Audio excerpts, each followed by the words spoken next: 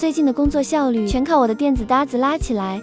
设置个40到50分钟的专注时间，一天的工作状态都能好起来。今天的工作也完成了。依法，帮我放些轻松的音乐吧。电子大指除了能帮我提升工作效率，保持长时间的专注，还有自带的 AI 算法，日常沟通无障碍，甚至用粤语沟通也是没问题。识别得很准确，推荐的美食还挺地道的，插上新卡还能作为热点使用，不同的平台设备切换也非常的丝滑。出门自带导航功能，在不带手机的情况下，也能提供基础的手机功能。现在要保持长时间的专注真的很难，手机来消息一拿起来，不自觉就会更新。这个电子搭子能让你跟手机短暂的剥离开来，更专注于当下的事情上。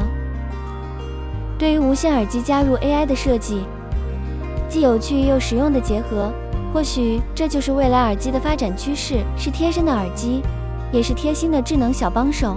你也快来试试吧。